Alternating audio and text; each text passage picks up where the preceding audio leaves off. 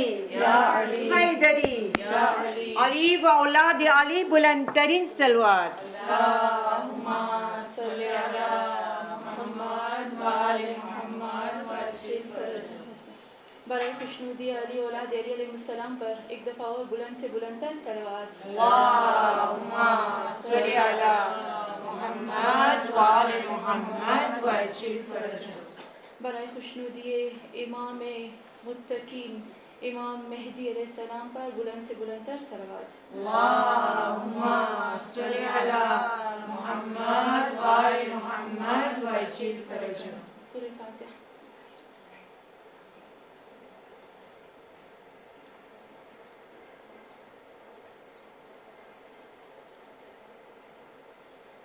أعوذ بعزة الله الملك الحق المبين من شر ذي شر في العالمين، الصلاة والسلام على صاحب الدعوة النبوية والصولة الحيدرية والعصمة الفاطمية والحلم الحسنية والشجاعة الحسينية والعبادة السجادية والمآثر الباقرية والآثار الجعفرية والعلوم الكاظمية والحجج الغزبية والجود التكبية والنكاوة النكبية والهيبة العسكرية والغيبة الإلهية القائم بالحق صلوات۔ اللہم صلی علی محمد و آل محمد و عجل فرجهم۔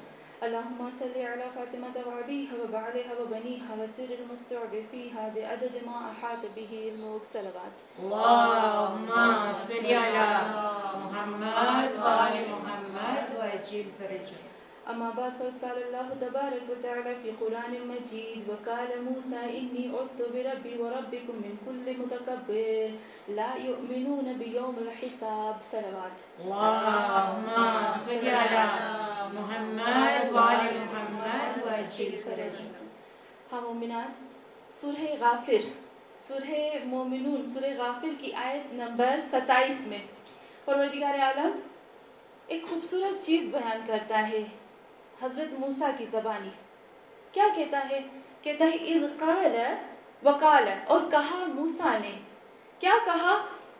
انی، بے شک میں، عذتو، اعوذ، میں پناہ مانگتا ہوں، ربی و ربکم، میں پناہ مانگتا ہوں اپنے رب سے اور تم لوگوں کے رب سے۔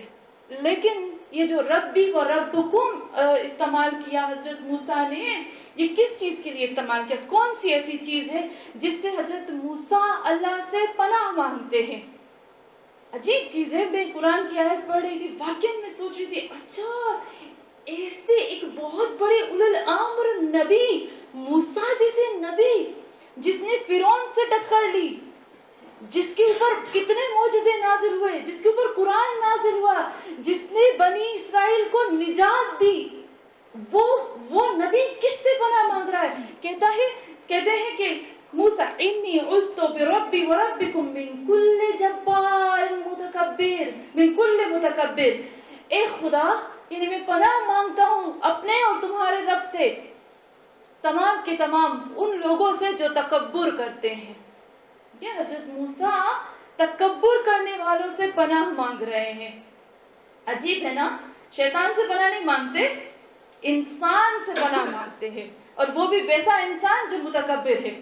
تو ہاں مومنان، پھر آگے کیا کہا؟ ہر متکبر سے پناہ نہیں مانگتا ہوں، ایک خاص متکبر ہے۔ کیونکہ تکبر کب آتا ہے؟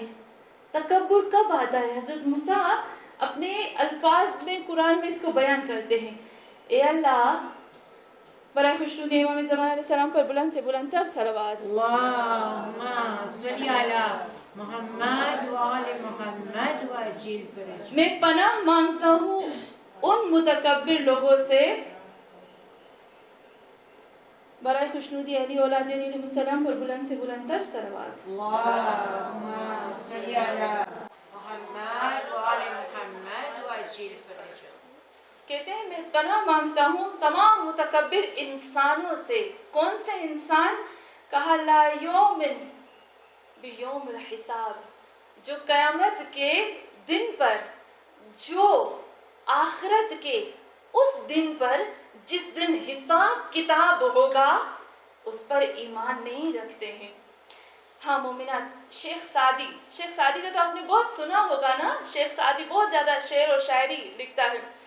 شیخ سعدی اپنے شعر میں لکھتا ہے کہ خدا سے کہتا ہے کہ لوگوں سے کہتا ہے تم لوگوں کو پتا ہے میں کس سے ڈرتا ہوں؟ کہا کس سے؟ کہتے میں اللہ سے ہر روز کہتا ہوں اے اللہ، ایک تو میں اللہ سے ڈرتا ہوں، ایک ان انسانوں سے ڈرتا ہوں جو اللہ سے نہیں ڈرتے. آپ سمجھے؟ ایک تو میں اللہ سے ڈرتا ہوں، ایک ان انسانوں سے ڈرتا ہوں جو اللہ سے نہیں ڈرتے. یعنی جس کے اندر خوف خدا نہیں ہوتا، جس کے اندر خوف قیامت نہیں ہوتا، وہ انسان نہیں بلکہ جانور سے بھی بدتر ہوتا ہے. ہاں مومنات، یہ جو یوم الحساب ہے، یوم القیامہ ہے، کس نے، میں تھوڑا سا آتی ہوں، کس نے قیامت کے بارے میں پڑھا ہے؟ کس نے قرآن میں کتنی آیتیں قیامت کے بارے میں پڑھی ہیں؟ ابھی آپ مجھے نہیں کہیے گا آج تو مقصود آنٹی بیوراوے چھے، کہتے نا بیوراوے چھے، اونت بیوراتی. وہ حقیقت بیان کروں چھو، جو قرآن میں ہے اس چیز کو بیان کرتی ہوں. میں قرآن پڑھتی ہوں، میں عجیب ایک چیز میں نے دیکھی.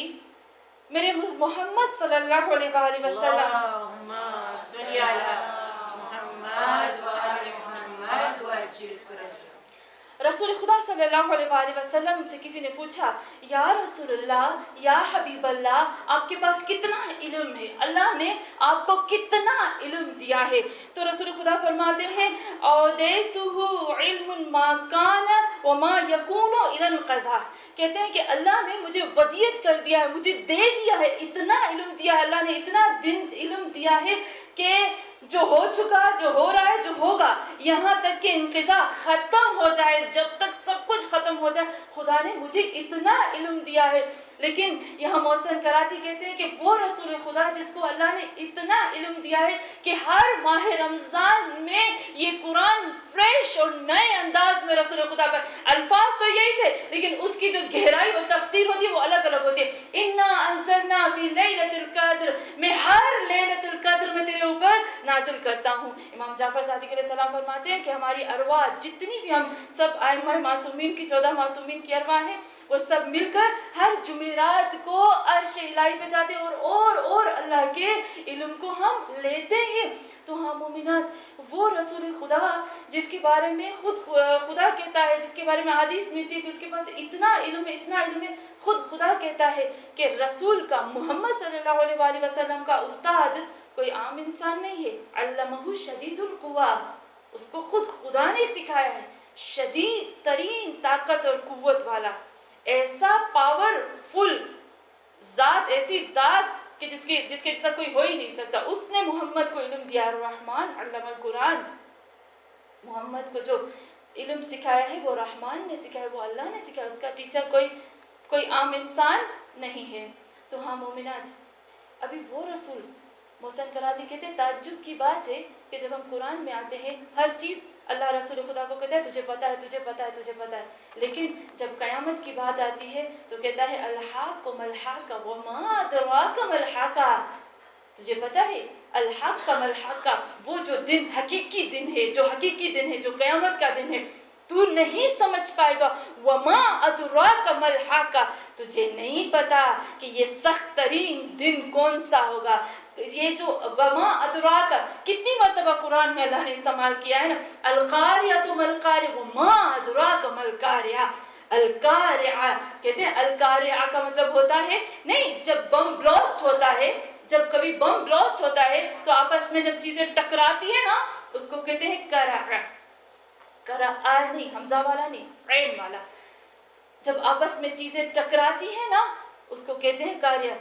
وہ دن آئے گا اور ایسا خطرناک ترین دن ہوگا جس دن تمام چیزیں بم بلاسٹ کی طرح پھٹیں گی اور آپس میں ٹکرائیں گی. لیکن اے میرے حبیب وما ادراک ملقاریہ، تو نہیں سمجھ پاؤ گے.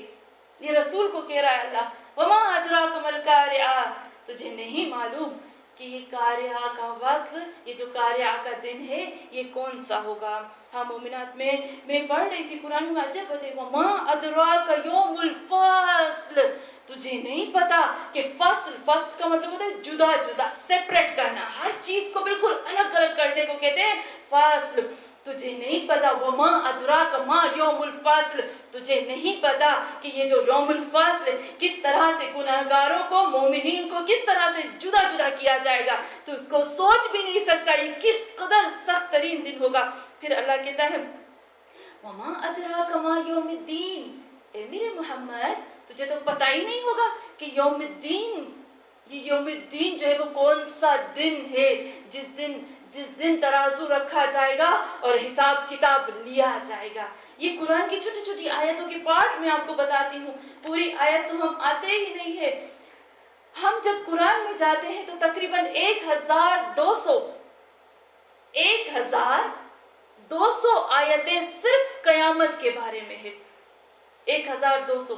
ہم جب نماز پڑھتے ہیں, الحمد پڑھتے ہیں, تو الحمد میں کیا پڑھتے ہیں, مالک یوم الدین, یہ خوف ہے اللہ, مجھے ڈر ہے قیامت کے دن کا. لیکن افسوس کہ ہم لوگوں نے قیامت کے دن کو بھلا دیا. یاد ہے کہ نہیں ہے؟ ہم کتنی مرتبہ قیامت کو یاد کرتے ہیں مجھے نہیں پتا, لیکن قیامت کو یاد کرنا چاہیے یا نہیں کرنا چاہیے؟ آپ کیا کہتے ہیں؟ کرنا چاہیے نا, کرنا چاہیے, کیونکہ جب میں ایک حرام کا نوالا لوں گی نا اور مجھے فوراً قیامت یاد آئے گی, تو مجھے یہ لقمہ, یہ جو ہم کہتے ہیں نا یہ کھانے کا جو لقمہ ہے, حرام کا لقمہ, یہ مجھے بہت ٹیسٹی نہیں بلکہ بھڑکتی ہوئی جہنم کی آگ لگے گا کہ میں کس طرح سے اپنے اندر اس کو ڈال رہی ہوں. حدیث میں ملتا ہے, رسول خدا صلی اللہ علیہ وآلہ وسلم فرماتے ہیں کہ دیکھو تم قیامت کو یاد کرو گے, اللہ تجھے یاد کرے گا, اس دن کے خوف سے تجھے بچائے گا, اور اس دن تم اس دنیا میں تم صاف شفاف رہو گے.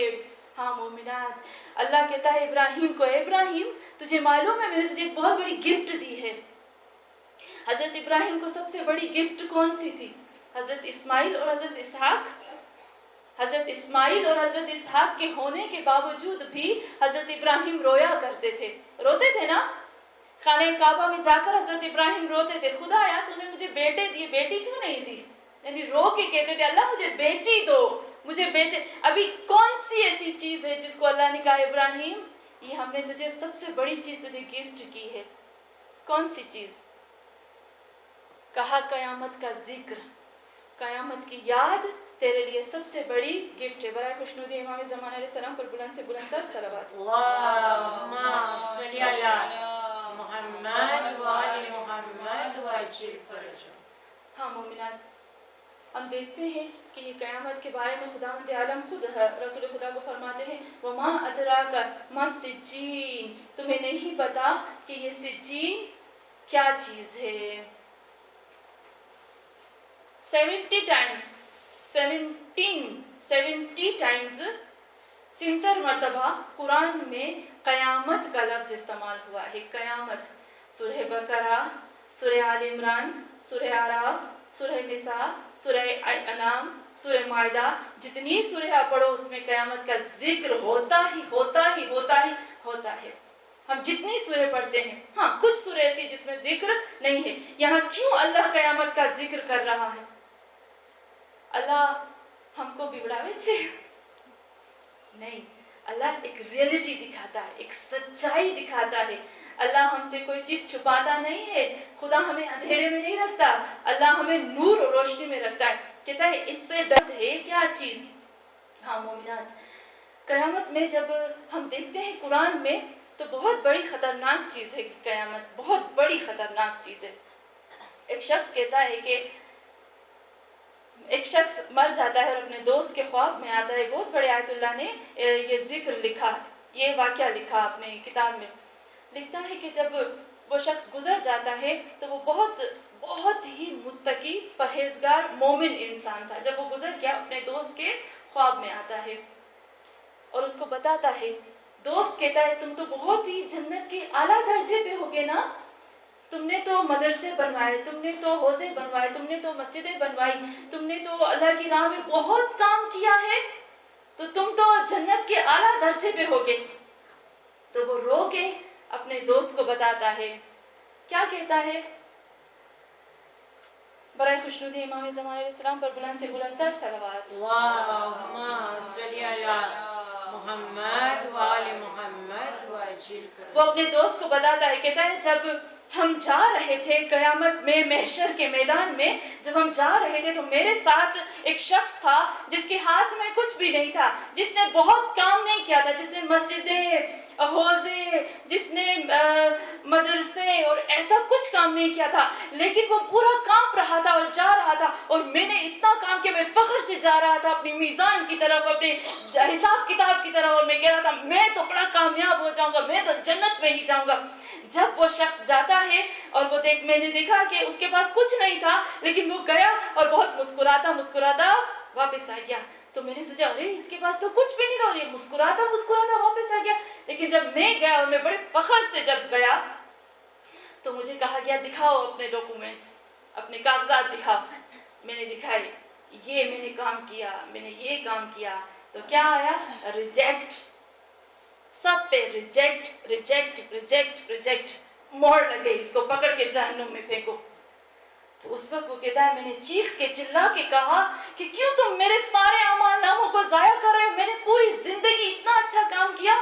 تو وہاں سے وہ جو فرشتے بیٹھے ہوئے تھے انہوں نے کہا تو نے اللہ کے لیے کام کیا, لیکن کبھی اپنے گھر کے اندر نظر کی کہ تو اپنی بیوی کے ساتھ, اپنے بچوں کے ساتھ, اپنے ماں باپ کے ساتھ کس طرح کی زبان استعمال کرتا تھا. تو نے گھر کے اندر نظر کی کہ تمہاری زبان نے کتنے دلوں کو توڑا ہے. تم نے دیکھا کہ تم نے اپنی بیوی کے ساتھ کس طرح سے زبان چلائی, جس کی وجہ سے جو تو کام کرتا تھا اس پہ کراس لگتا تھا, ہر تیری اچھائی دھلتی جاتی تھی. اس لیے کہتے ہیں نا کہ پہلے گھر میں بعد میں باہر میں.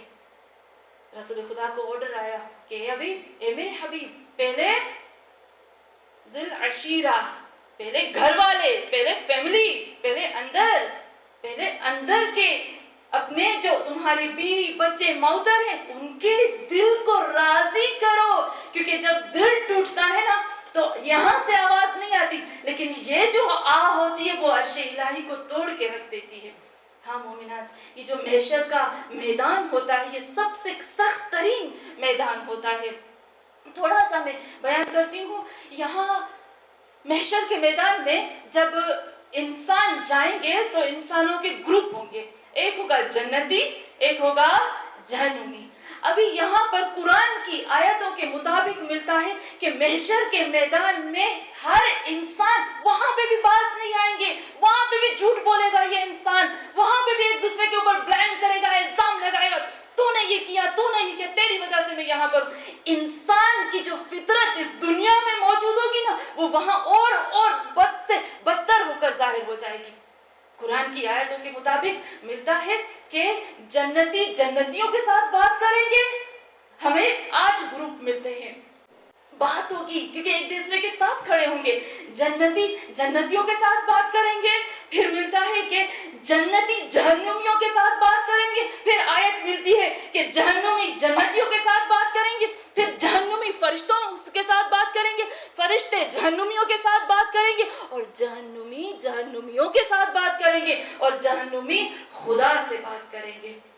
ہاں مومنات, اللہ سے گڑ گڑا کے کہیں گے خدا یار تو نے یہ کیوں کیا ہمارے ساتھ, تو اللہ بھی جواب دے گا. ہاں مومنات, یہاں پر سورہ آراف کی آیت نمبر 44 میں پروردگار عالم ارشاد فرماتا ہے, کیا کہتا ہے اللہ, وَنَادَى أَصْحَابُ الْجَنَّةِ أَصْحَابُ النَّارِ. جب آراف کا میدان ہوگا, نہ جنت ہوگی نہ جہنم ہوگا, اسی وقت سے عذاب شروع ہو جائے گا. کہتے ہیں نا حدیث میں ملتا ہے, مجھے ڈرانے کا کوئی شوق نہیں لیکن ریئلٹی بتانا چاہتی ہوں, کیونکہ جو کچھ ہمارے ساتھ ہونے والا ہے پہلے سے پتا ہو تاکہ ہم احتیاط کر لیں. ایسے کہتے ہیں نا کہ اس سے پہلے کہ بیماری آئے ویکسینیشن لگوا دینی چاہیے تاکہ وہ بیماری سے ہم بچ سکیں. ہاں مومنات, جہنم کے بارے میں ملتا ہے کہ آراف کا میدان ہوگا, اور حدیث میں ملتا ہے کہ جب ایک ہم کہتے ہیں نا عذاب, فشار قبر, نہیں ہوتا. فشار قبر کچھ کچھ لوگوں کے لیے شروع ہوتا ہے, لیکن جو سب سے بدترین, سب سے بڑے جو گناہ گار ہوتے ہیں نا, جن کی گردنوں پہ زیادہ تر حقوق الناس ہوتے ہیں, ان کا فشار تو روح کے قبض ہوتے ہی شروع ہو جاتا ہے. حدیث میں ملتا ہے کہ جب انسان کی روح قبض ہوتی ہے تو فشار تو وہی شروع ہو جاتا ہے جو گناہ گار ہوتے ہیں. البتہ کہ گناہ گار جن کی گردنوں پر حقوق الناس ہوتے ہیں. اسی لیے کہتے ہیں نا کہ جب غسل دلاؤ تو آرام سے پکڑو, کیونکہ اس کے اوپر ایسے پانی کا ہر قطرہ ایسے اس کے اوپر ٹوٹتا ہے جیسے کسی کے اوپر پہاڑ ٹوٹ رہا ہو. اتنی سختی ہوتی ہے, اتنی سختی ہوتی ہے. رسول کو اللہ کبھی نہ کہتا وما ادراک ما یوم الفصل وما ادراک ملکارئ, میرے حبیب تم نہیں سمجھ سکو گے, تم نہیں سمجھ سکو گے, تمہیں پتہ ہی نہیں چلے گا کہ وہ دردناک عذاب جو ہے وہ کیسا عذاب ہے. وہ قیامت کا منظر ہی ایسا خوفناک ہے, بھلے عذاب بھی نہ ہو لیکن وہ منظر ہی اس قدر خوفناک ہے کہ انسان برداشت نہیں کر سکے گا. میں تو اللہ سے کہتی ہوں, اللہ میں تو ایک چیچی سے ڈر جاتی ہوں, میں تو ایک مچھر سے ڈر جاتی ہوں, تیرے عذاب کو کیسے برداشت کر سکیں گے, کر سکیں گے؟ اے اللہ, جب گرمی کا ٹیمپریچر 30, 30, 35 تک آتا ہے تو ہم کلیم شروع کر دیتے ہیں. ہماری کھال, ہماری چمڑی برداشت نہیں کر سکتی. خدایا اس دن محشر کے میدان کی جو شدید ترین گرمی اور حبس ہوگی کیسے برداشت ہوگا. تو یہاں پر ملتا ہے کہ جب محشر کے میدان میں آئیں گے آراف پر, ابھی جا رہے ہیں حساب کے لیے, جنت والے اور جہنم والے کیا کہے, وَنَادَى أَصْحَابُ الْجَنَّةِ أَصْحَابُ النَّارِ أَن قَدْ وَجَدْنَا مَا وَعَدَنَا رَبُّكَ حَقًّا. پوچھیں گے جنتی جہنمیوں سے, پوچھیں گے کیا پوچھیں گے, ایک دوسرے کے ساتھ چل رہے ہیں, ایک دوسرے کے ساتھ چل رہے ہیں, اس وقت زمین نہیں ہوگی, زمین ہوگی اذا زلزلت الارض زلزالها واخرجت الارض اثقالها وقال الانسان ما لها. اس وقت زمین پھٹ کر چور چور ہو کر اللہ کے دربار میں حاضر ہوگی. اس وقت تو میزان میں کھڑی ہوگی زمین. اس وقت تو واذا الشمس كورت, جب چاند سکڑ کر اللہ کے دربار میں حاضر ہو جائے گا, چاند بھی نہیں ہوگا. ویسے شمس کورت, جب سورج سکڑ کر اللہ کے حضور آئے گا اور جب چاند بھی اللہ کے حضور آئے گا, جب ستارے آپس میں ٹکرا کر اس طرح پاؤڈر بن کر اڑ جائیں گے, اور جب جبال پہاڑ بھی آپ دیکھو گے کہ اپنی جگہ سے اکھڑ جائیں گے, اس وقت زمین تو نہیں ہوگی, انسان عرش الہی پہ کھڑا ہوگا. محشر جو ہوگا نا وہ زمین پہ برپا نہیں ہوگا, الہی عرش پہ برپا ہوگا. اسی لیے کہتے ہیں یہ دنیا امتحان والی ہے, اس دنیا کو اپنی جگہ نہ سمجھی جائے, ہمارے لیے ہمیشہ کی رہنے کی جگہ نہیں ہوتی. میں خود سنتی ہوں کبھی کبھی کسی کے اوپر کوئی مصیبت یا کچھ آتا ہے نا تو کہتے ہیں کہ نہیں مجھے اس دنیا میں صلہ چاہیے. یہ تو ہماری جگہ نہیں ہے, ہم یہاں کے لیے نہیں خلق ہوئے ہیں, ہم تو کسی اور جگہ, یہ تو مشکلات ہیں جو گزر جائیں گی. ہاں مومنات جنتی جہنمیوں سے پوچھیں گے کیسا رہا جو اللہ نے دنیا میں اپنے انبیاء اپنی کتاب کے ذریعے سے تم سے وعدہ کیا تھا, کیا اللہ کا وعدہ تم نے سچ پایا, تم نے دیکھا تمہارے اللہ نے تمہارے جو وعدہ کیا تھا وہ وفا کیا. تو جہنمی رو کر کہیں گے, پہلے پوچھیں گے فَحَلْ وَجَدْتُمْ, کیا تم لوگوں کو ملا, وہ کہیں کہ ہاں ہم کو تو ملا, ہم تو جنتی نعمتوں سے مالا مال ہو رہے ہیں, لیکن تم بتاؤ تمہاری کیا حالت ہے. اس وقت آزان, پھر کہتے ہیں اس وقت نعم فَأَذِّن مُؤَذِّن بَيْنَهُمْ أَنَّ لَعْنَةُ اللَّهِ عَلَى الظَّالِمِينَ.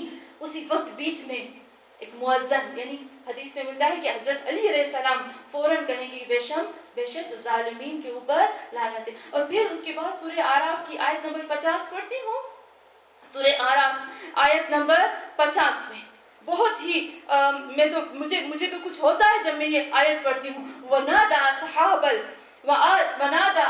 النَّارِ أَصْحَابُ الْجَنَّةِ, غور سے سنیے گا, وَنَادَى اور ندا دیں گے, پکاریں گے, اصحاب النار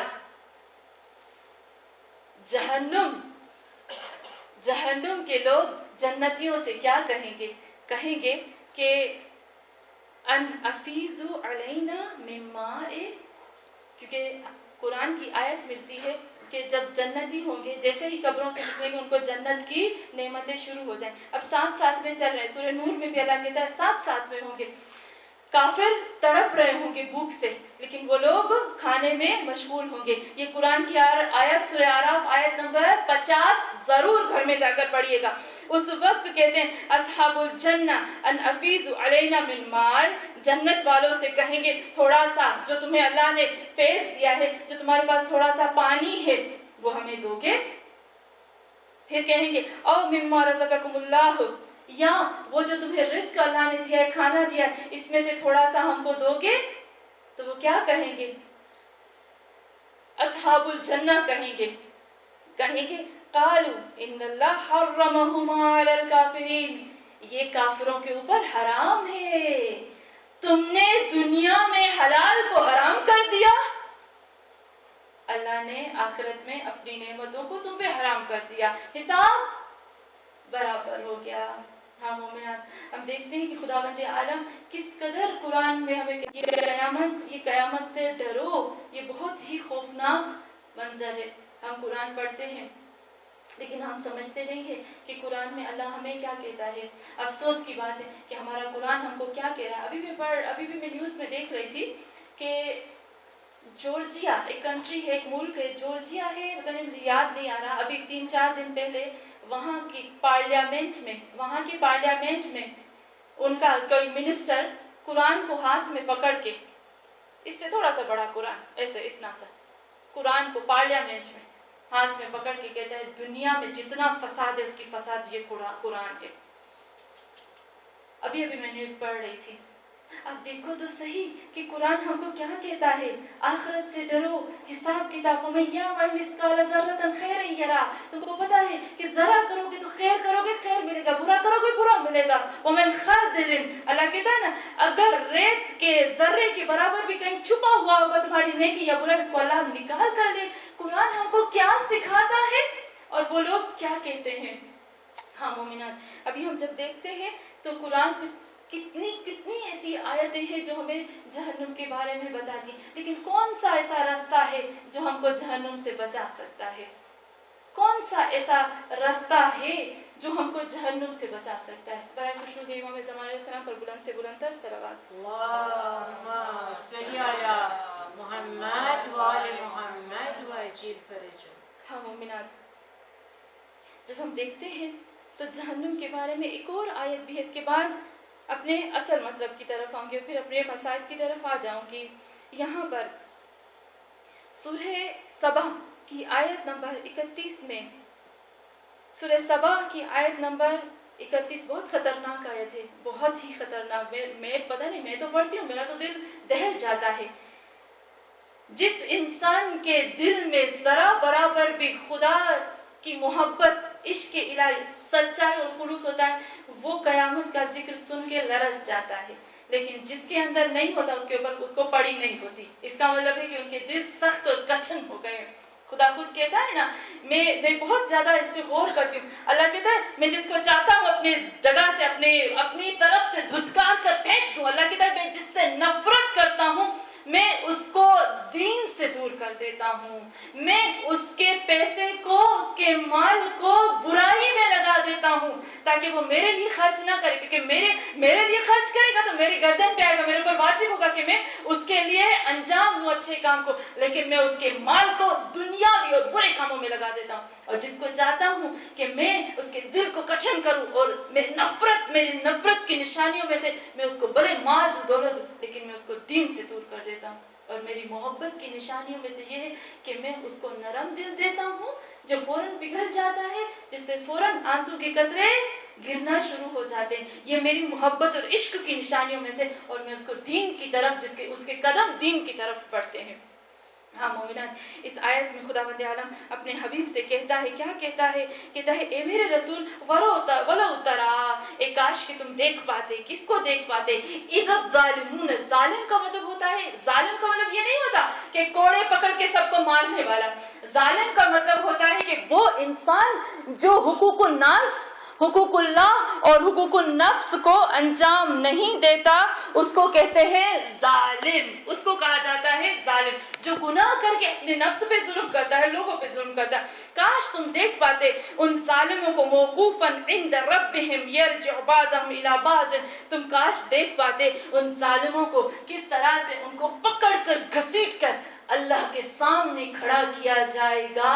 اور جب سب ظالم خدا کے سامنے حاضر ہوں گے, یہی گناہگار جنہوں نے اپنے نفس پہ ظلم کیا, جب اللہ کے حضور حاضر ہوں گے نا, اے میرے حبیب کاش تم دیکھ پاتے وہ کس طرح سے بعضهم الی بعض, ضعیف بڑے لوگوں کو بڑے ضعیف لوگوں کو بلیم کرتے. تو نے مجھے سکھایا تھا جس کی وجہ سے آج میں جہنم میں, تو مجھے پکڑ کے لے آیا. قرآن میں نا اس لیے سوچ سمجھ کے دوست رکھو, دوست وہ بناؤ جو جنت کی طرف لے آئے. ہاں مومنات, ہم دیکھتے ہیں کس طرح سے قرآن ہمیں بتایا کون سی ایسی چیزیں ہیں جو ہمیں بچا سکتی ہیں. میں ہمیشہ کہتی ہوں, پھر سے ایک دفعہ کہتی ہوں حجت تمام کرنے کے لیے, جب قیامت کا محشر کا میدان ہوگا تو ہاں روایات میں ملتا ہے, تاریخ میں ملتا ہے کہ بی بی زہرا سلام اللہ علیہا, اللہم صلی علی محمد و آل محمد و عجل فرجہ, بی بی زہرا سلام اللہ علیہا علی اصغر کو ہاتھ میں لے کر آئیں گی, حضرت عباس کے بازو لائیں گے. کیوں لائیں گے؟ کیونکہ فریاد کریں گے, عرش الہی ہل جائے گا. فریاد کریں گے خدایا مجھے ان کا حق لے کے دو. عرش الہی ہل جائے گا, آنکھیں بند ہو جائیں گی. پیش کرو جنہوں نے ان کے اوپر ظلم کیا ان کو پیش کیا جائے. حاضر ہوں گے. بی بی خدیجہ حاضر ہوں گی. کس کو ہاتھ میں لائیں گی؟ جناب محسن کو ہاتھ میں لائیں گی. سب کے بارے میں ملتا ہے, سب حاضر ہوں گے اہل بیت سب, لیکن ہر ایک اپنی ایک چیز لے کر آئے گا. جناب خدیجہ جناب محسن کو لائیں گے کہ میری زہرا کے اس محسن کو شہید کر دیا گیا. لیکن محمد کیا لائیں گے؟ محمد اہل بیت نہیں لائیں گے. محمد فاطمہ الزہرا کی ٹوٹی ہوئی پسلیاں نہیں لائیں گے. محمد علی کا جگر نہیں لائیں گے. محمد حسن کا کرتا نہیں لائیں گے. محمد حسین کا سر نہیں لائیں گے. محمد ہاتھ میں لے آئیں گے قرآن کو.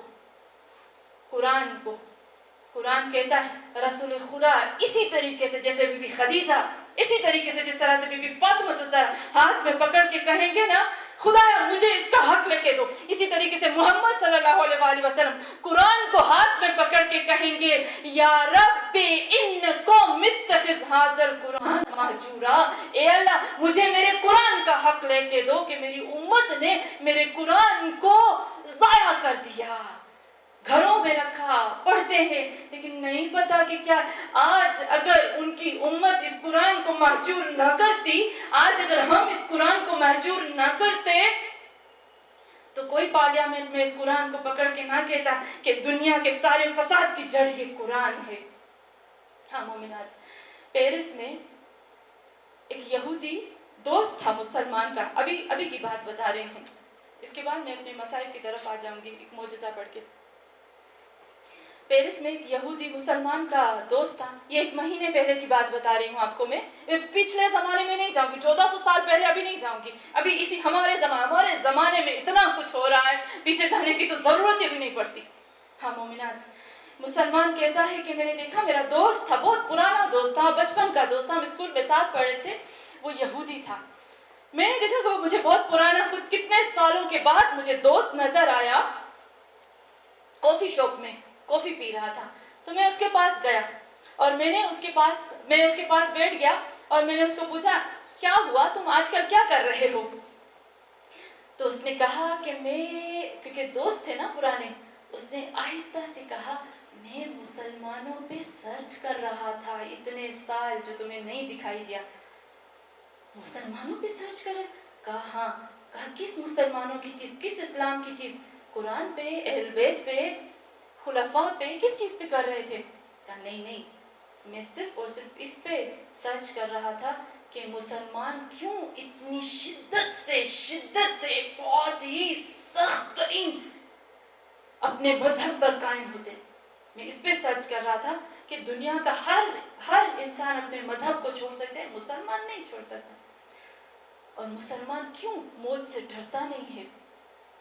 میں اس پہ تحقیق کر رہا تھا. تو اس نے کہا تمہاری تحقیق کہاں تک پہنچی؟ کہا میری تحقیق تو ابھی ختم ہو گئی، اب تو میں کتاب لکھ رہا ہوں. دوست تھے نا آپس میں بچپن کے. تو اس نے کہا تمہاری تحقیق کہاں تک پہنچی، تو مجھے تھوڑا سا بتاؤ گے؟ کہتا ہے کہ وہ تھوڑا سا کافی پی کے ٹھنڈی سے اس نے سانس لی. سانس لینے کے بعد کہتا ہے کان دو تو تمہیں کان میں بتاؤں گا. کیونکہ آپ کو پتا ہے نا یہودیوں کی جو چیز ہوتی ہے وہ یہودیوں تک رہتی ہے. میں آپ کو ہمیشہ کہتی ہوں یہ جو ہم پروڈکٹ استعمال کرتے ہیں نا یہودیوں کے، وہ کبھی یہودی استعمال نہیں کرتے، کیونکہ ان کو پتا ہے کہ اس میں کیا ڈالا ہے ہم نے. ان کو پتا ہے کہ یہ کیسے انسانیت کو ختم کر رہے ہیں. اپنے بچوں کو نہیں دیتے، ہم اپنے بچوں کو پلا دیتے، وہ نہیں دیتے کبھی نہیں. یہودیوں کی چیز یہودیوں کی ہوتی ہے. جو باہر والوں کے لیے چیز بناتے وہ کبھی اپنی اولاد کو اور اپنے خود کو استعمال نہیں کرتے. ہم لوگ ہیں بیوقوف جو ان کے ہاتھ میں آ جاتے ہیں. تو ہاں مومنات، وہ کہتا ہے کہ میں نے اس کو پوچھا تمہاری تحقیق کہاں تک پہنچی، تو کہتا ہے کام تو میں تمہیں بتاؤں.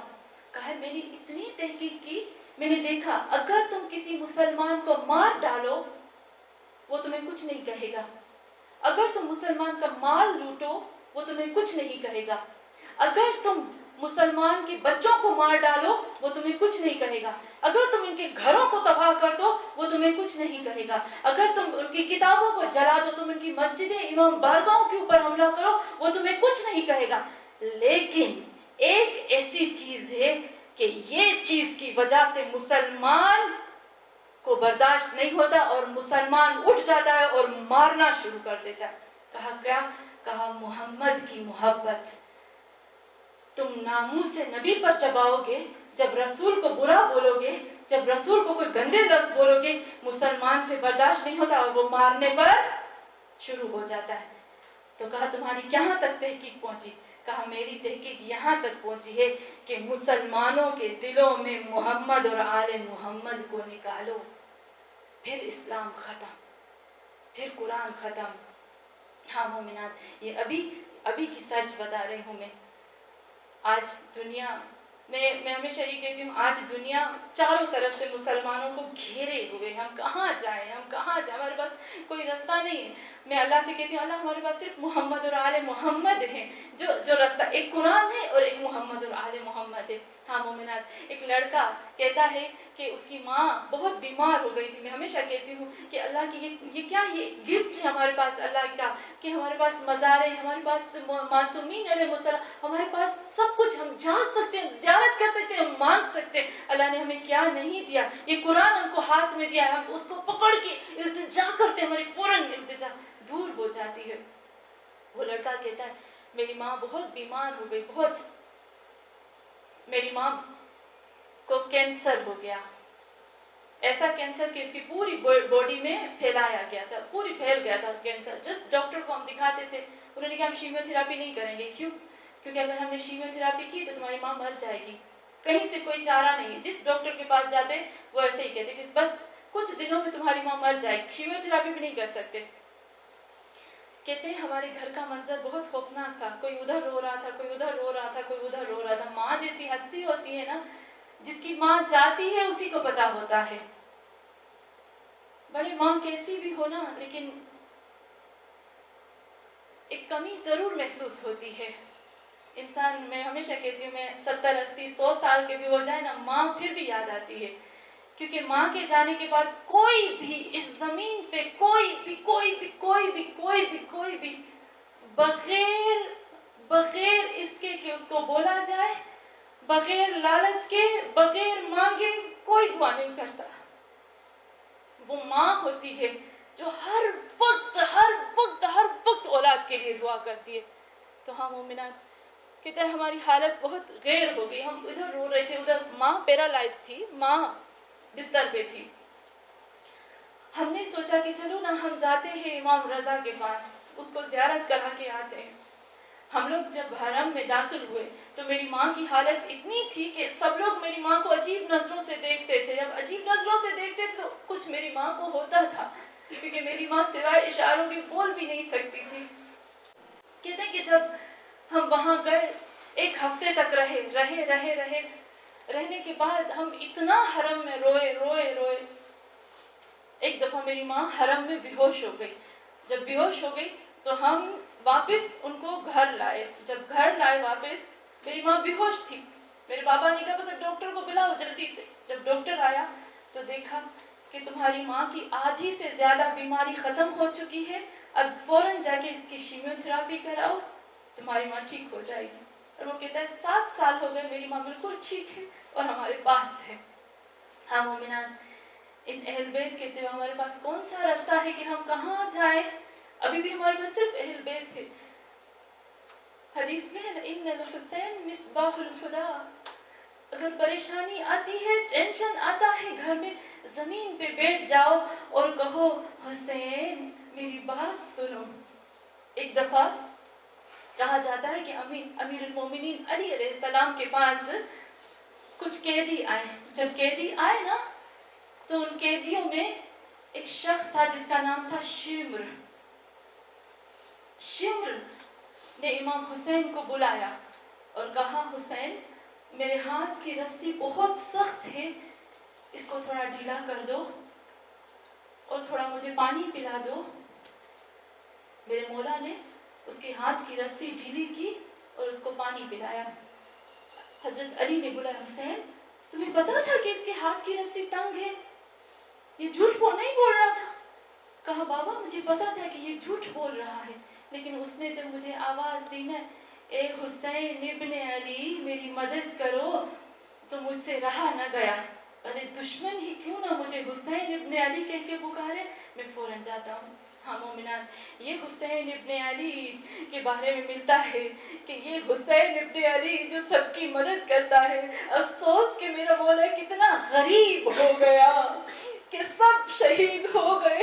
ایک وقت اسی حسین ابن علی کے پاس اس کا بھائی آتا ہے جس کا نام ہے عباس. ارے کون سا عباس؟ یہ وہ عباس ہے جس کے بارے میں کہا جاتا ہے کہ جب قافلہ واپس آیا تھا نا تو ام البنین سب سے پوچھتی تھی حسین کے بارے میں بتاؤ, بعد میں پوچھتی ہے میرے عباس کے بارے میں بتاؤ.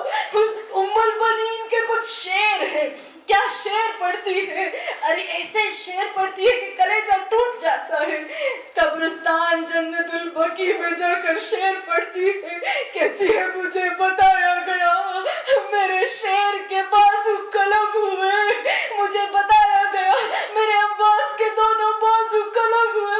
اور کیا کہتی ہے, ارے کوئی ہے جو مجھے بتائے کہ جب گھوڑے سے کوئی زمین پہ آتا ہے تو سب سے پہلے ہاتھوں کو لاتا ہے تاکہ چہرہ زمین پہ نہ لگے.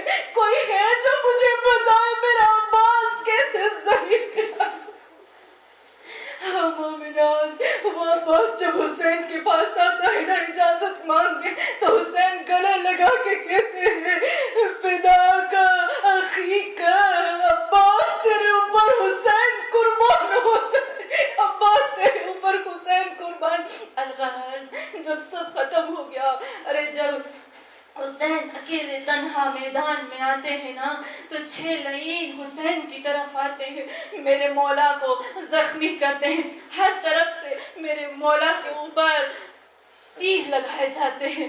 جب حسین ذوالجناح سے زمین پہ آتے ہیں, ارے حسین تلوار کو پکڑ کر ٹیک لگا کے بیٹھے ہوتے. ایک لعین آتا ہے, کیا کرتا ہے, زور سے پتھر لیتا ہے, حسین کی پیشانی پہ مارتا ہے.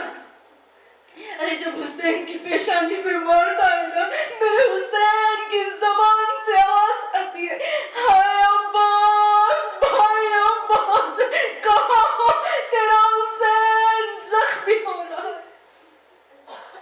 علی لعنت اللہ علی قوم الظالمین اولهم ومن آخرهم آمین یا رب العالمین فتقبل منا انک انت السمیع العلیم. پروردگارا خدایا, یا اللہ ہماری اس چھوٹی سی چھوٹی عبادت کو قبول فرما. اے اللہ تجھے واسطہ ہے محمد اور آل محمد مصطفیٰ صلی اللہ علیہ وآلہ وسلم کا. یا اللہ تجھے تیری الہیت کا واسطہ ہے.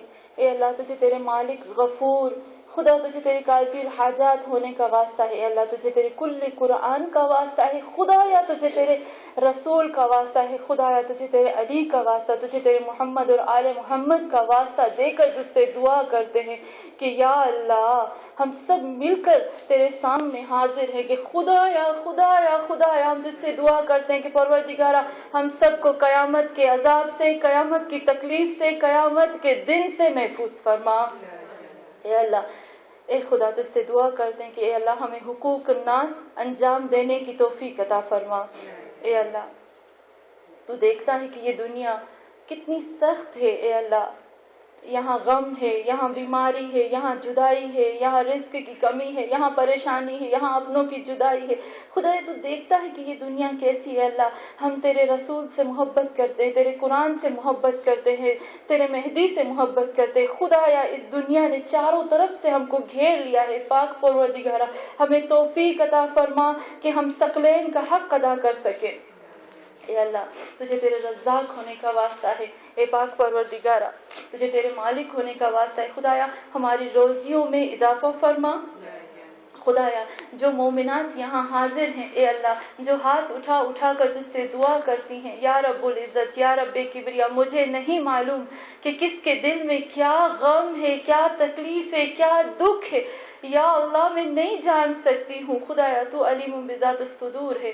اے اللہ تجھے تیرے قرآن کے صدر کا واسطہ، تجھے تیرے قلب پیغمبر کا واسطہ، تجھے تیرے دل علی کا واسطہ ہے۔ خدایا خدایا تجھے فؤاد زہرا کا واسطہ ہے، یا اللہ قلب مہدی کا واسطہ۔ جتنی مومنات حاضر ہیں یہاں پر ہاتھ اٹھا اٹھا کر جو تجھ سے دعا کرتی ہیں، یا رب العزت ہم سب کی دعاؤں کو قبول فرما، ہم سب کی حاجات کو پورا فرما، ہم سب کی مشکلات کو حل فرما۔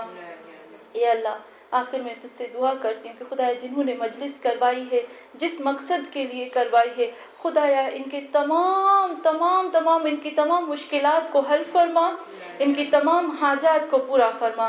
اے خدا ان کے اوپر اپنا خاص رحم اور کرم نازل فرما۔ خدایا جس ماں کے لیے یہ مجلس کروائی گئی ہے، خدایا تجھے ماں زہرا کا واسطہ، ماں خدیجہ کا واسطہ، ماں زینب کا واسطہ ہے، پاک پروردگارہ ماں رباب کا واسطہ، ماں ام فروا کا واسطہ ہے، اے اللہ ماں ام لیلہ کا واسطہ ہے۔ خدایا جس ماں کے لیے مجلس کروائی گئی ہے، خدایا اس قرآن ناطق کے ذکر کا، قرآن سامک کے ذکر کا، ذکر حسین کا خدایا ثواب اس ماں تک پہنچا دے۔ خدایا ان کو جنت میں اعلیٰ درجہ عطا فرما۔ اے اللہ آخر میں تجھ سے دعا کرتے ہیں، خدایا ہم تیرے اسلام کی حفاظت نہیں کر سکتے، ہم بہت ضعیف ہیں، تیرے قرآن کو کہاں تک بچا سکے، اپنے ایمان کو نہیں بچا سکتے، قرآن کو کہاں بچائیں گے۔ خدایا تجھ سے دعا کرتے ہیں کہ اے اللہ ہمارے امام مہدی آخر زمان کا ظہور جلد از جلد فرماؤ۔